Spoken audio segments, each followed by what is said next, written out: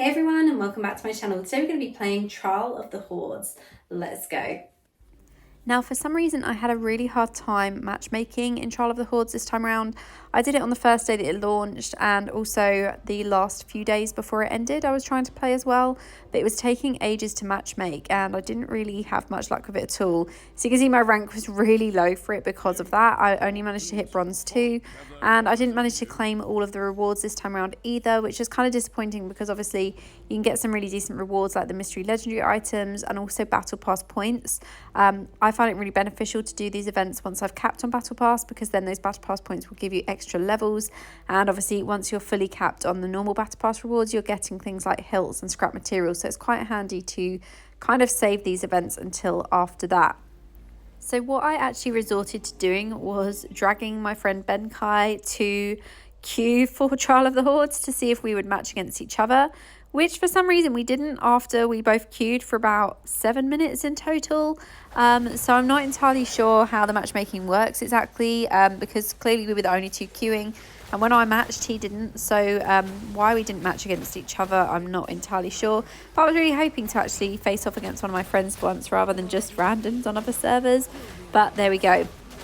So you can see my build here is slightly different to what I've previously used for Trial of the Hordes.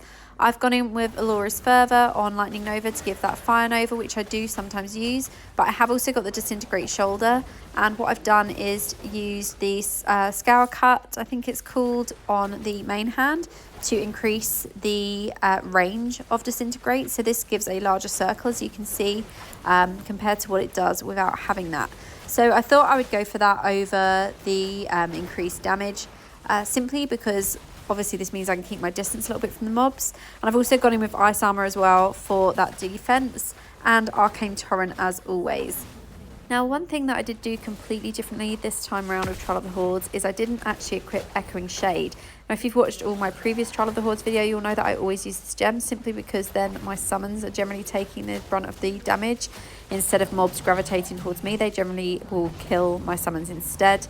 But I didn't use it this time simply because I wanted to try Wolf Heal in this instance as well, because I've been finding it really beneficial in things like dungeons and raids. As you know, I've tested it a few times in a couple of videos now, and I have been testing it obviously outside of those videos as well. So I wanted to try it in Trial of the Hordes, and it did seem to work pretty well from what I could see in this video and what I could see from the matches that I used it in. You can see it's just kind of taking down the mobs really quickly with the skills and everything that I'm using as well. Now you can see my opponent's life has gone down quite drastically there. It's gone down to 11%. And increased very slightly as well. I'm on 94% still. I'm going to avoid using the health potion, but they did end up slain, so it was a victory for me. But that is basically it from this video today. I just wanted to give you a little update on how I found it this time around and what I did for Trial of the Hordes. I hope you've enjoyed this video, and as always, thank you so much for watching and have a great day.